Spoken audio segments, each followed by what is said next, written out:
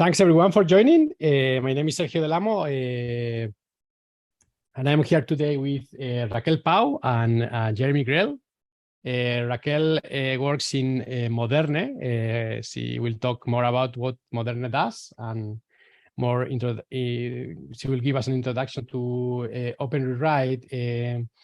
And then we will show you how you can update a Micronaut 3 application to Micronaut 4 with OpenRewrite, which is quite exciting because you will see that it makes things quite easy to upgrade to this new major version of the framework, which we are about to release within these early weeks of July. So without further ado, thanks for joining, Raquel. Would you like to introduce yourself and talk about what Moderne does and what OpenRewrite is?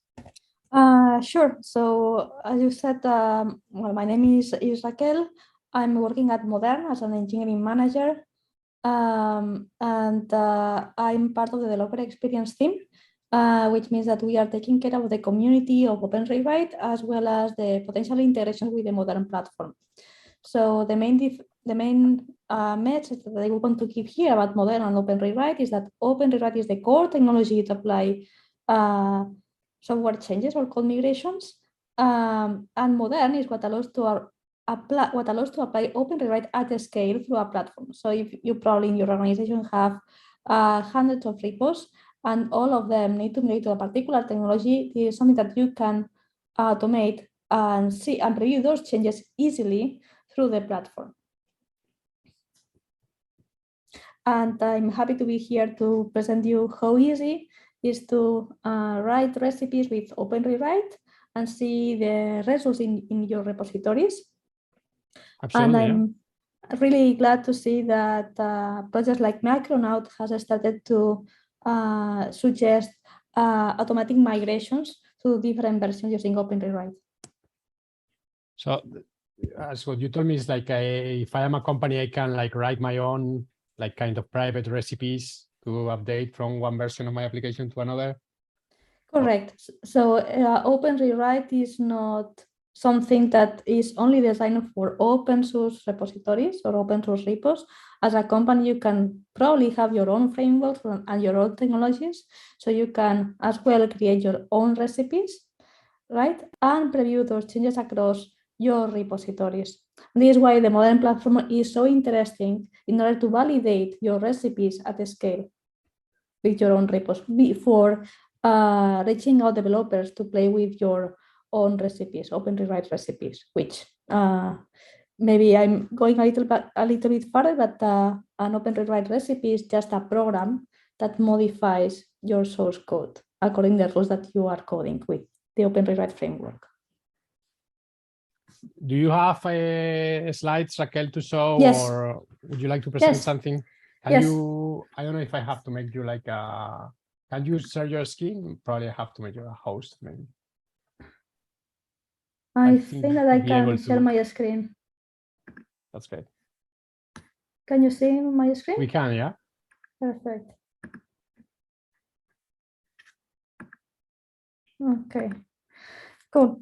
So, well, welcome to the introduction of OpenRewrite that I wanted to give here before we really see how Micronaut is using OpenRewrite. But first, let me introduce a little bit myself, as I already did somehow. So I'm the engineering manager at Moderne right now in the developer experience team.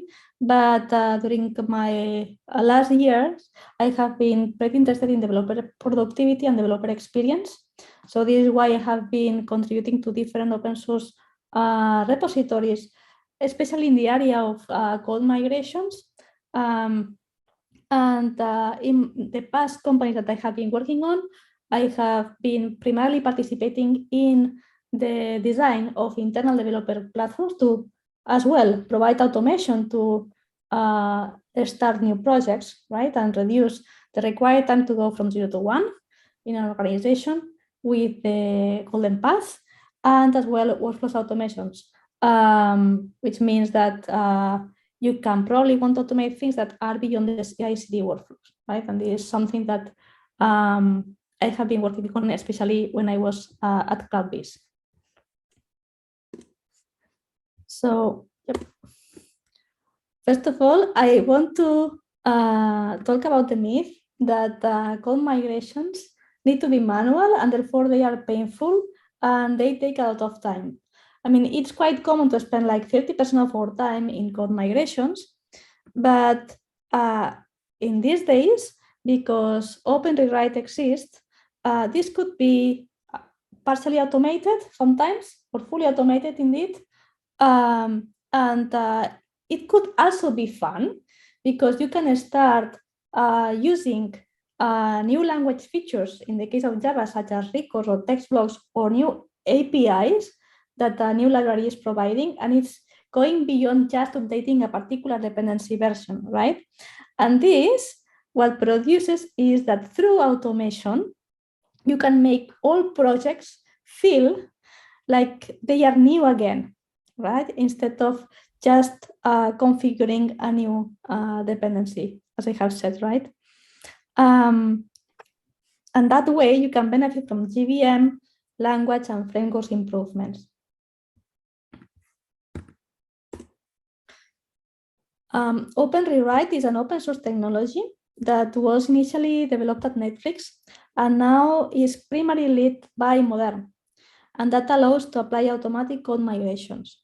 With OpenRewrite, you can upgrade between versions of Java, in this case Micronaut, Spring, and other solutions with a simple command. Indeed, as I have said, we are very happy to see that Micronaut has been the first project offering automated upgrades with OpenRewrite. And we would like to take advantage of this opportunity and this webinar to encourage other vendors to do the same.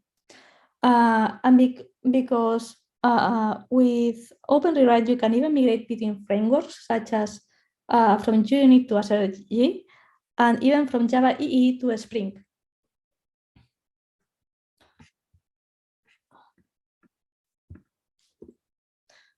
And indeed, this is a revolution. This is an engineering revolution, right? Because software maintainers can now improve the adoption of their own software because they can offer automatic migration refactors using OpenRewrite.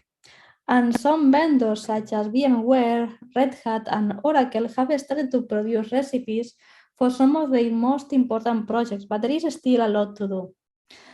But the important point here is that since OpenRewrite exists, developers could as well request recipes to those vendors when they are producing breaking changes.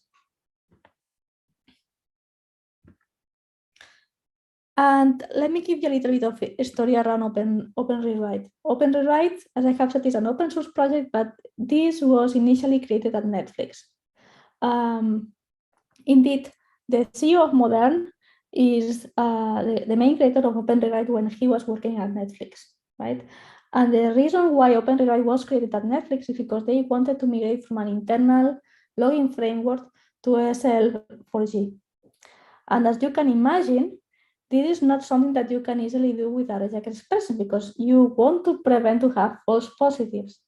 So this needs to be an accurate code transformation, right? Because you need to identify the type of your expressions. And this means that they created a solution that is not simply parsing the source code, is enriching the abstract syntax tree with styling information and type attribution, because otherwise you could not identify if you are making a change in the right method or in the right property because the type mismatch, right?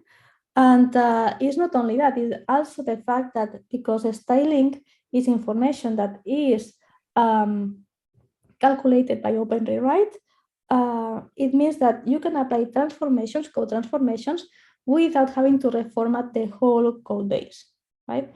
So then you can easily see what really has changed after you apply an OpenRewrite migration.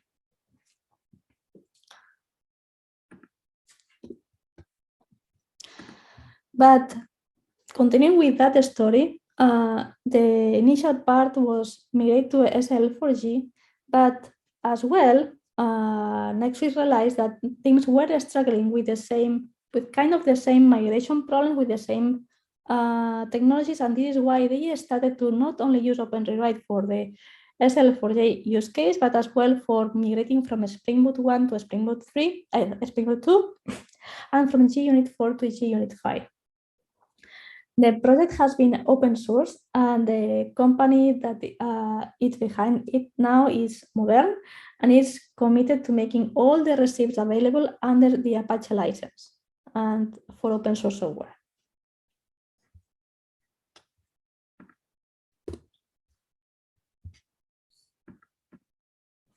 The initial focus of OpenRewrite is on Java virtual machine languages and surrounding technologies, but we are working as well in language expansions. And this means that there are parsers for Java, Groovy, Kotlin, YAML, and XML. And this also is unlocking the support for build tools such as Maven and Gradle, because these are the languages that we use for their configuration files, and libraries such as GUnit, SRG, or Guava. Ultimately, refactoring entire frameworks and platforms is supported, which recipes are available for application frameworks such as Micronaut, Quarkus, and Spring.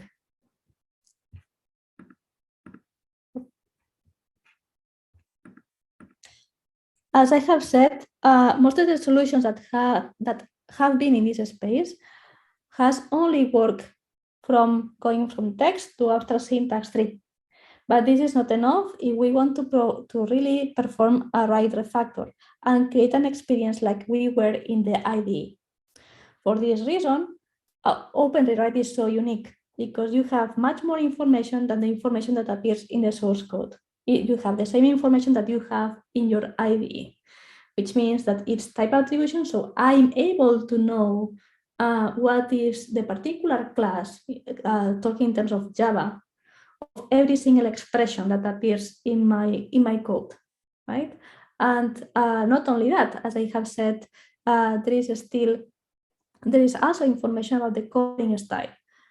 So in order to dump or apply the refactors that an OpenRewrite recipe is doing, my previous style is preserved, so I can only see the changes that are applied through the recipe, and is applying kind of the same style, right, without forcing a particular formatter. Sorry. And what you should know is that the way to write a migration in OpenRewrite is through recipes. And recipes are for search and refactor, and you can apply as well the composition patterns here. And this is very powerful because you have very basic blocks like Lego pieces, right, that you can reuse from that have a generic purposes to really create bigger functionality or bigger migration steps, such as migrate to Java 17 or apply a particular change or a dependency change in a build configuration file, right? At this moment, there are more than 1,000 recipes available that you can play with.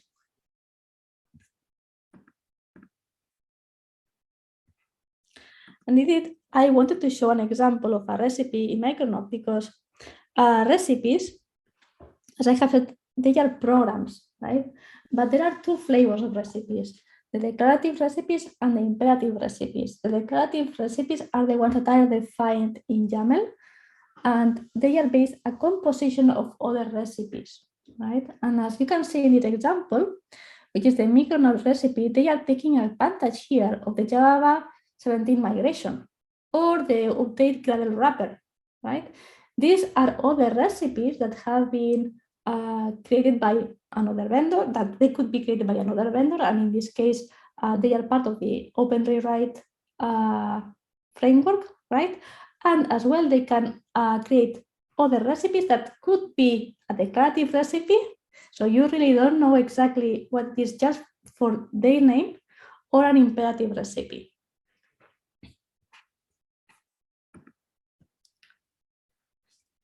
when a declarative recipe indeed is trying to encapsulate a functionality that can be reused across all other recipes, is what we call modules, right? And in this case, this is very convenient because, as I have said, in this case, we were migrating to Java 17, but this is also a common component for the Spring Boot 3 migration, right? And there is as well another one from GUnit 4 to GUnit 5, so that you can take advantage of that in case that GUnit 5 is a prerequisite of your own recipe.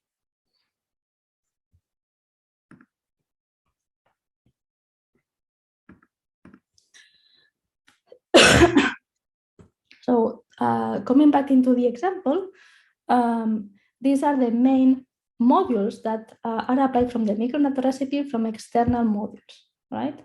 That in this case came from the OpenRewrite ecosystem. In the case of imperative recipes, the way that they are coded in OpenRewrite is through the visitor pattern. So there is a class that is the main recipe class, but internally you need to specify a visitor, which is a common pattern to explain what changes need to be applied for every single type of element that is in your source code.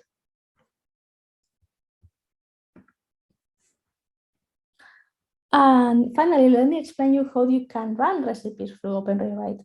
So one way is through the official Maven and Gradle plugins, OpenRewrite Maven and Gradle plugins. And in this case, you need to simply apply the corresponding plugin in your repository. And depending on the recipes that you want to execute, you also will need to include the module with the dependencies that contains the recipe artifacts, because at the end, these are Maven artifacts that needs to be instantiated by the Maven or Gradle plugin, and you can simply run the recipe. In this case, the example is with Maven, but something equivalent is with Gradle, and it's gonna work as well, right? So it's a matter of defining what are the coordinates, which is the gap coordinates. So group ID, artifact ID, and then version. And what is the recipe, which is the class name. But remember that I have been talking about declarative recipes, which also have a name, right? So you can invoke the corresponding declarative recipe here, or imperative recipe, and this is gonna do the magic for you, because it's gonna change your source code. And then another option, if you want to provide a solution that doesn't care about what is the build tool that you have in your project, or the languages that are behind, because sometimes it could be that you have repositories that contains a front-end component, a back-end component, and every single part has a different build tool. A good option is to use the modern CLI, because produces that abstraction layer, right? And the command is very similar. You simply need to tell the recipe name and the gap coordinate, and you don't need to configure anything in your build configuration files. And as I have said, the main difference between OpenRewrite and the modern platform, is that you can run the recipes at scale, right? In case that you want to preview the results of a recipe across all your reports to see how many of them are impacted, this is a good solution that you can evaluate. Indeed, there is a live instance that you can go and test. You don't need to be our customer, and there are thousands of open source repositories already loaded here to take to see the experience of what it means to apply a recipe across hundreds of repositories in few minutes, right? Because when we are in the context of build tools or even the CLI, when we are in a local repo, means that you need to build a repository, because you need the compiler information to resolve the type attribution, which takes time, and as well apply the recipe. right? The main advantage of the platform is that the lossless semantic tree has been already pre-computed and you only need to apply the recipe. And if you want to learn more about OpenRewrite, these are the main links. So there is official documentation that is not only explaining how OpenRewrite works, but as well is listing all the recipes that are available. You have the Git repo in case that you want to contribute. And in this case, this is a GitHub org, so it's not only the rewrite repository, what is there, but it's also the main recipes, which could be maintained by, in this case, Modern, or could be other vendors, such as Micronaut in this case, right? And just as a content point, you can go to the Modern platform in case that you want to play with, or if you have any questions after this webinar, you can as well reach us in the Slack channel. This is all from my side. I don't know if there are any questions so far. No, it looks great. I like the idea of writing how to migrate. I saw the example of migrating to Spring. I think we should write a recipe to migrate from Spring to Micronaut because the learning curve is so easy. That is basically, we have a module called Micronaut for Spring, which essentially maps some of the Spring annotation to Micronaut annotations. So it should be quite easy to migrate some code base to another one. Really interesting. I didn't know actually about the declarative.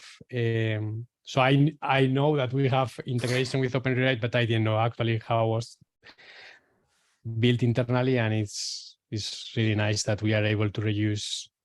So all of the frameworks, we are doing the JavaX to Jakarta migration, and it's great that all of the frameworks we can only apply the same recipes without having to reinvent the wheel in all the projects. So that's great. Would you like to show how to use OpenRewrite with a Micronaut application, Jeremy? Sure, we can do that. Let me go ahead and share my screen.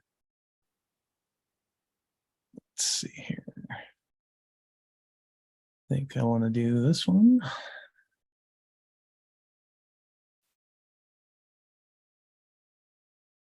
All right, hopefully that should be visible now.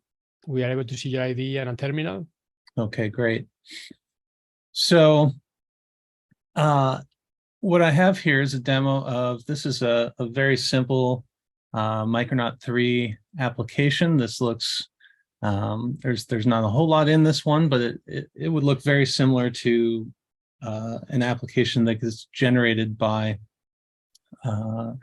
our website at Micronaut launch. And in upgrading from Micronaut 3 to Micronaut 4, we while we try and minimize the number of breaking changes that have to be made, certainly a major version is our opportunity to make breaking changes.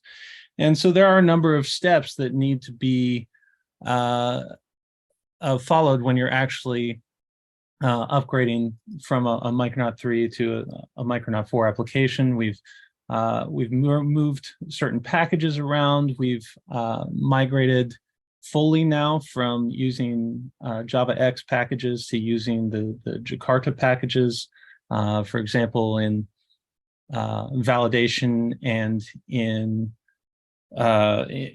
Java persistence as well in JPA. In fact, you can see in this particular application, I've got just this very simple controller, but in this case, we're using the JavaX annotations, post-construct, and the validation annotations as well. So, you know, imagine having a much larger code base than this. You would have to go through essentially every class if you're doing this manually and change these imports to the modern versions. So the great thing about OpenRewrite is that we can automate all of this, changing, for example, if we were doing this manually, you would have to come in and change the Micronaut application plugin to the latest version. You would have to make updates to your properties file to change the Micronaut version you're using. We do have with Micronaut 4, there's now a Java 17 baseline, so you would have to update your build to update to Java 17, and then also make the corresponding changes in your actual dependencies as well, compensating for things we've moved around and so forth. We do have, in fact, if you want to see the manual process, just to show, let me bring this one over to the right desktop. We do have a blog post out there about upgrading to Micronaut 4. You can find us at micronaut.io and our blog. And if you go through here, it shows you all the manual steps that you would actually have to do in updating an application. But we have now essentially taken this blog post and we've turned it into an OpenRewrite recipe, which is what Raquel was showing in her slides, basically. So we've contributed that to this. It lives here in the OpenRewrite organization, but there's this Rewrite Micronaut module that you can pull in and apply to your projects. So the simplest way, and kind of the way I think everybody starts at first, is to actually just pull it directly into your build. And so that's what I've pre-configured here, is we actually pull in the OpenRewrite plugin, add that to our Gradle file. We then also add this dependency using this special rewrite directive to pull in the Rewrite Micronaut module. And then we activate, it's basically just one recipe that you have to activate, is this Micronaut 3 to 4 migration, and that will apply all the various changes needed to update your application. So once you've applied those changes to your build file, it's a simple matter of, let's see if we can, well, I'll just do it. Running a Gradle command that is provided by the plugin. So there's a couple variations of this. You can do rewrite dry run. And what this will actually do is it'll apply the recipes to your application, but it won't actually, it'll basically show you a list of all the things that would be changed instead of actually making the writes to your source code. So you can try this first just to see that everything works and see what's actually getting modified. So you can see it's validating the recipes and it's scanning all the source code and going through and applying basically everything that's in the recipe. It does take a few seconds here to run, but you can see, so now you can see in the output here, if you really go in and analyze this, what was basically happening here is showing that we are things like we are upgrading the Java version to 17. We also update the Gradle build to version 8, various things like updating the annotations. So once you kind of do that and do the dry run, you can see be satisfied with the kinds of changes it's going to make. Then you can actually come in and do Gradle rewrite run.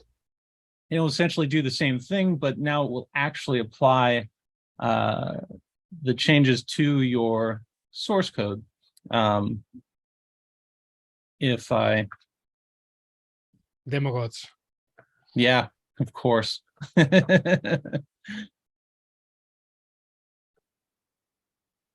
this is the danger of using we are using the very latest version of OpenRewrite, and so we do tend to run into some clashes here just because it's still in progress, and I think that's probably what happened here.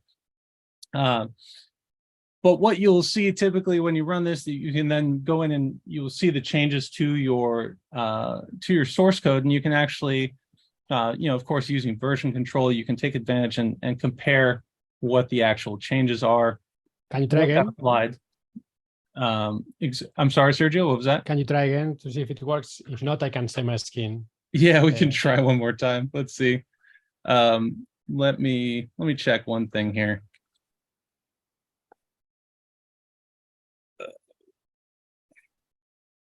In fact, I will do, let's just do this. So I've got another branch here. And what's neat is you can actually, so instead of if you're trying to modify many repositories at once, where you have a number of Micronaut applications, you don't necessarily want to go in and have to modify every single one of your build.gradle files. So what you can do alternatively is you can have a Gradle init script that will actually just you can have as a separate project, and you can just go through and apply that to each of your Micronaut projects. So in that case, or we could use the modern CLI as well. Exactly, or that, and they essentially do something very similar. But in this case, I'm going to try and let's see if we get luckier here, and do it with an init script and see what happens.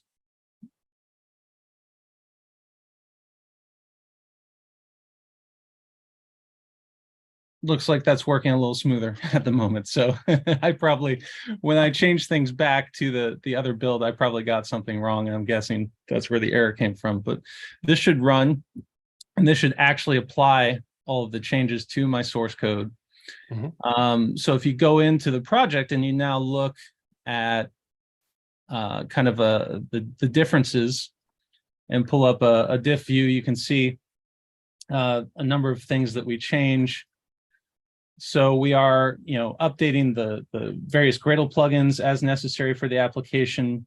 In this case, the current released version of the rewrite module is upgrading to a slightly older Micronaut 4 milestone. We do have code in there. If you want to live on the edge, you can use the snapshots and get the very latest version.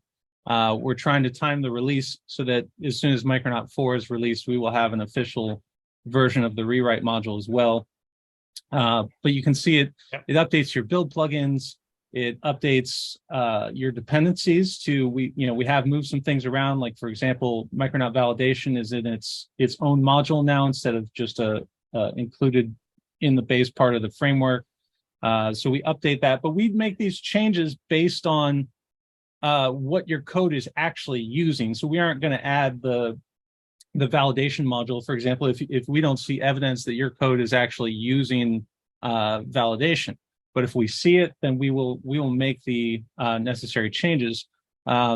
This snake YAML dependency is something that we have to add now as an optional dependency. It used to be included automatically by the Gradle plugin.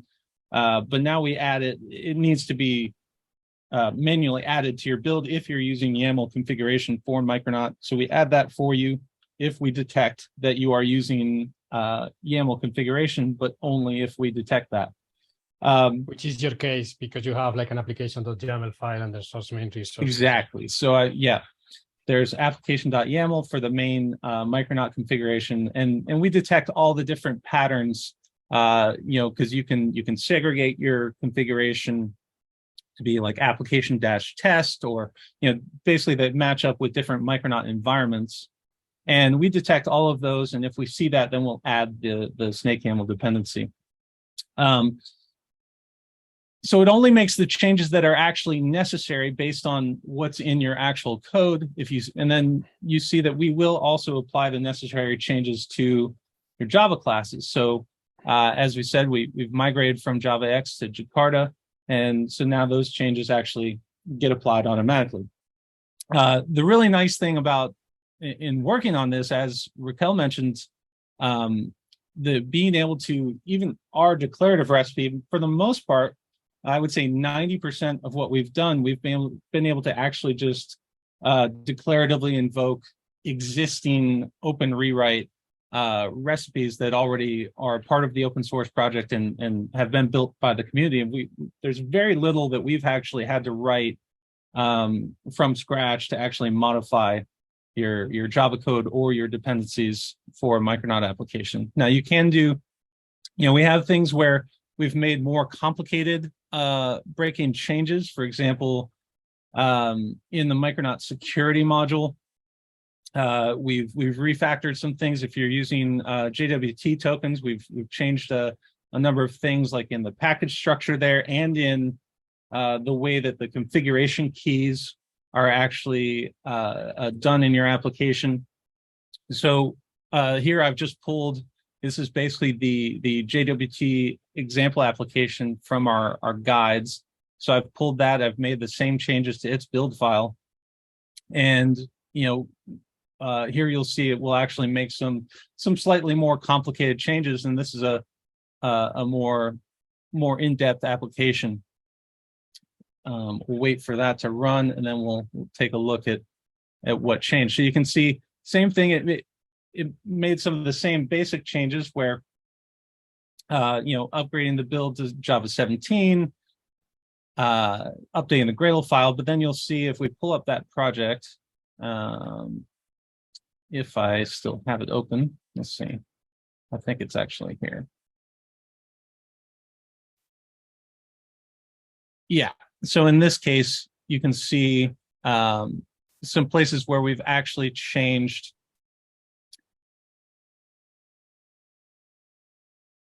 various imports and so forth, if I can find the right class. But in this case, we've changed the actual Micronaut security packages with the JWT classes where they have moved. I think you already showed. So we moved some classes in Micronaut security from the JWT to the token package, because we have planned to support other tokens apart from JWTs. Right. So I think where you were showing the custom reverse tokens persistence, I think those classes that are in the token package, they were before in the JWT token package. Right, right. So, and you can see in the actual log here, you can see those things where those actually got moved. So, but basically, yeah. So, no matter our goal is that no matter how complex your application is, how you know, no matter what Micronaut modules you're using, we are trying to stay on top of any breaking changes like that, where packages have moved around, dependencies have changed, even things where we actually need to do more in-depth modification of the Java code, for, you know, changing things where some deprecated APIs have now been removed and we need to update your code to use the newer APIs. We have a few places where we do that. And so as much as possible, we're trying to make it to where you can simply go in and use OpenRewrite, apply it to your projects, and just with this one step of actually applying the recipe, it will upgrade your application and you'll have a running Micronaut 4 application that works you know, just as it did before when it was running on Micronaut 3. It should be our goal is for it to be a completely seamless transition. And of course, you know, I'm using Gradle here on these projects, but of course you can apply it in Maven just as easily. The nice thing is what we do in our recipe does not really have to change. We do some things. We apply different recipes based on whether you're using Gradle or Maven. We make sure in all cases that we make the same changes in both. So, you know, here we're applying Gradle recipes that actually update your dependencies, but we always have the equivalent ones for Maven if you're using a Maven build to migrate those as well. So it should be seamless and essentially the same if you're using Maven for your build system, and we'll make the same necessary changes. So anybody who wants to try this out eagerly and early, certainly you can go and pull this latest version of the Rewrite Micronaut module, the one released, the latest release. Like I said, that is currently pinned to upgrading to, I believe it's milestone 3. But if you're really eager, you can pull down the snapshots and they are actually upgrading to the more recent release as we move along in the process here and get closer to 4.0 GA, and we're trying to stay on top of that and make sure that as soon as 4.0 is properly released, then we will have the equivalent ready to go in the rewrite module. So yeah, definitely we're eager for people to try it out on their own projects, and if you do run into any issues, please do raise them here in the Rewrite Micronaut module, so that we can try and address anything that we have not yet discovered. Does it work for Maven? Does it work for Maven? Yeah. In fact, pretty sure I still have a, yep. So I've got to remember the, yeah, so here I've got a Maven demo as well. It's basically the same application, same basic application. And I've made similar changes to my pom.xml to pull in the rewrite plugin and to activate the actual Micronaut 3.4 migration. And you see it's a very similar process. You can just invoke Maven rewrite run.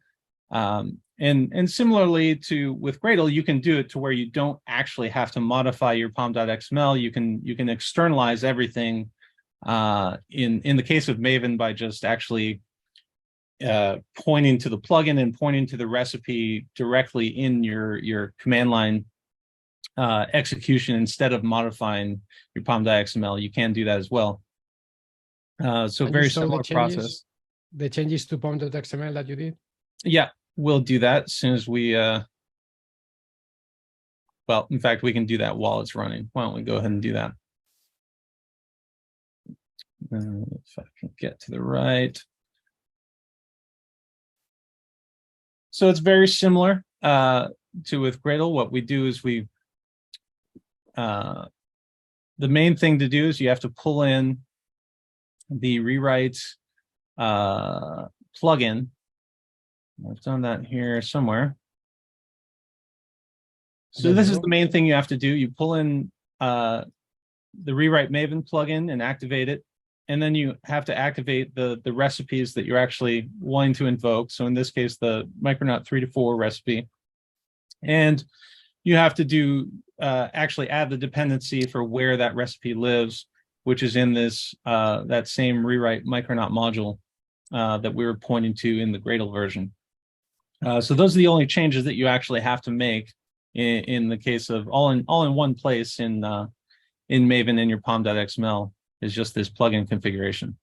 So here we can see that did run successfully. It made the same changes as we were looking at in the Gradle version. It's done the same thing and actually updated the JavaX to Jakarta packages. It has updated the dependencies as well, and updated the Micronaut version, updated the Java build version to be 17, so and so on and so forth. You can see we're pulling in the Jakarta validation, for example, and SnakeYAML, and basically the same thing, just in the context of Maven. So yeah, that's basically it. There are a couple of questions from the audience. Sure. There is a question about is there also a recipe for converting a Micronaut Kotlin project? I answered there that they should work fine for Kotlin projects because so most of the actual code modifications, they are mostly imports, and they will work in either Java, Kotlin, or Ruby, right? Do we have any I would have to check that and see. I mean, for the build files, and maybe it will work fine. Yeah, I don't know, Raquel. Maybe you know whether. So I don't know that the Java. So, for example, the Java package migrations that we're using, whether they would modify Kotlin code. Yeah, I think that assumption is right. So indeed, all the GVM languages, right, share a lot of structures, and the way that we want to reuse recipes that they are valid, no matter what is the original language. So I think that this is something that we should try, because at the end, the Kotlin support is something that is quite recent. But yeah, that assumption is correct, or at least Okay. seems correct to me. Yeah. Yeah. So yeah, we'll definitely have to go through and we can go through and validate that with our Micronaut applications. We have Kotlin Yeah. versions of many of our guides and so forth. So we will go through and make sure that's on the list of things that we try to address as much as possible. We plan to basically work a lot on the Micronaut OpenRewrite recipe in the next week, so that we have as good solution as possible before we GA the version 4 of the framework. Most of the changes that you as a user are going to have to do, if you are using Kotlin, probably you will be using Gradle as well. So the changes, so that everyone knows which kinds of changes they're going to have to do, are upgrading the Gradle version. That's, as Jeremy saw, that's supported. You will have to change your Micronaut version. You will have to use, you will have to upgrade several plugins. You'll have to update, for example, the Kotlin plugins that apply. So Micronaut 3 uses Kotlin 1.7. Micronaut 4 will use Kotlin 1.8.22. I think we are right now. Some things have moved to its own modules. So Jeremy saw validation, but we have session, we have WebSockets. WebSocket is one, yeah. Mm-hmm. If you are using retriable, you're going to have to add the retry application. So a lot of changes as part of the migrations are essentially changing maybe the Maven coordinates or some dependencies, or adding an extra dependency to your class path, as the snake YAML dependency that Jeremy was showing. Then we have a bunch of package imports that you're going to have to change, some of them internal, some of them Jakarta based. I think those migrations will be fine in Kotlin, Java, or Groovy with OpenRewrite. Sergio, something to say that it's important is that we support Kotlin, right? But when Kotlin projects are using build.gradle files with the Kotlin extension, updating dependencies on those files is not something that is currently supported. So if those Kotlin projects are in Maven or Gradle, yes, for sure. But if the Gradle extension is particularly the one for Kotlin, this is something that we haven't supported yet. So we have to try it out. To be honest, we have not tried migrating. So we have all of our guides. Most of them, 90% of them, they are written in Kotlin as well. So we will try them out and see how much we can support. I think we're going to be able to support a lot, because most of the migrations, they are not really, we don't really have to change a lot of code. So the migration is simpler than the example that Raquel was describing, when you have to migrate code from one login framework to another one. And at that point, you are modifying the statements of your application. In our migration, is mostly like build, so your build file and package imports. That's probably 99% of the migrations. So yeah, I think it will gonna work fine, but we have some work to do on our side. And then the other question that we had also from Oliver was related to, so they were already using Java 19, Gradle 8.11 and Kotlin 1.8.22. He was asking if there will be a problem.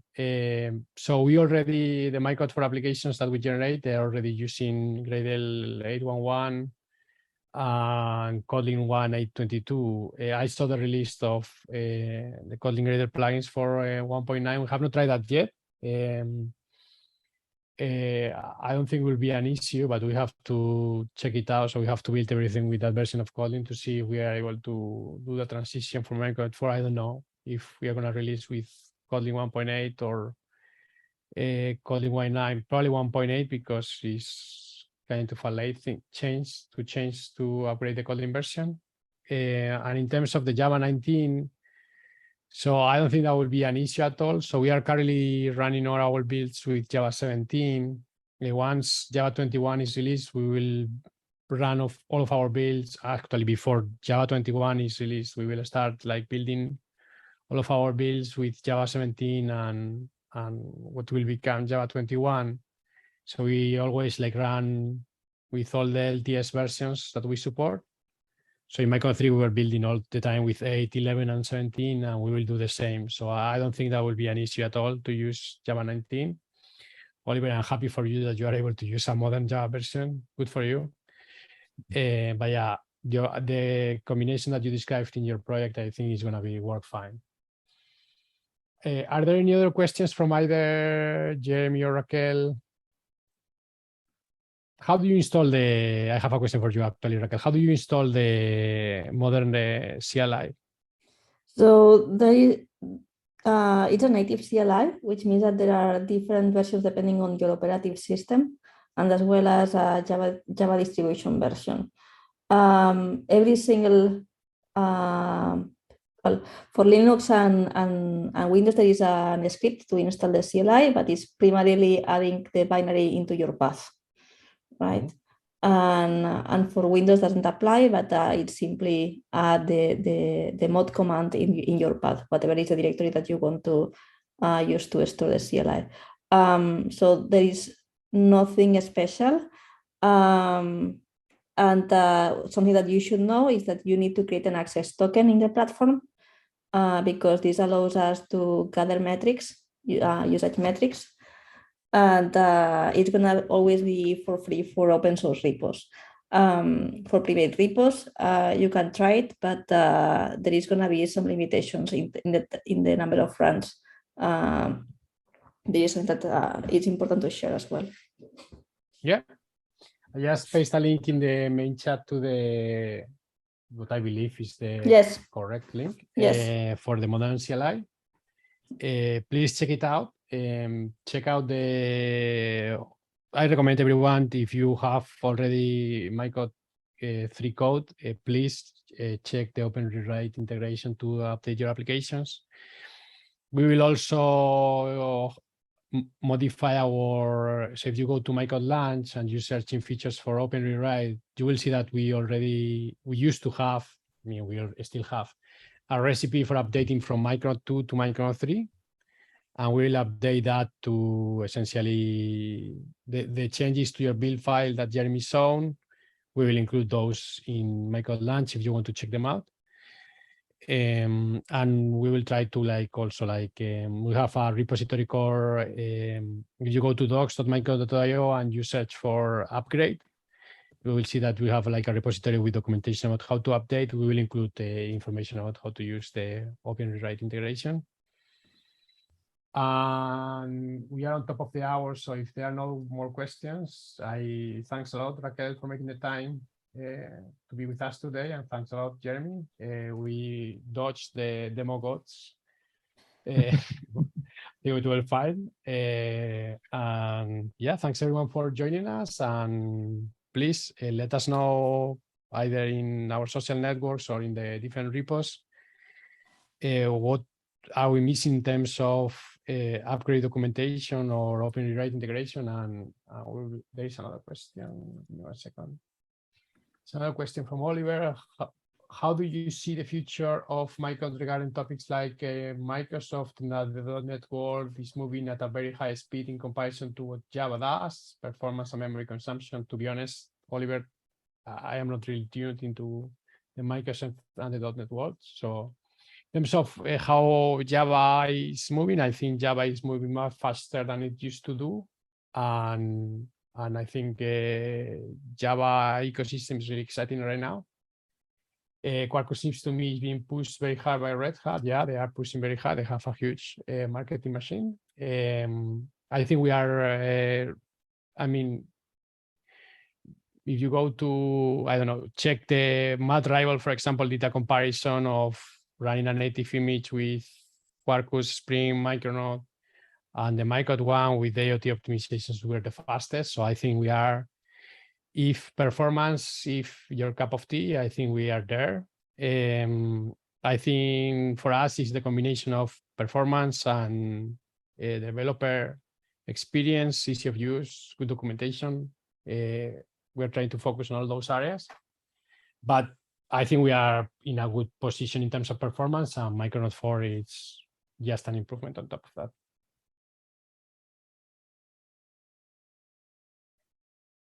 Okay, so yeah, I'm gonna close the webinar. Thanks everyone for joining. We will try to publish this to our YouTube channel as well.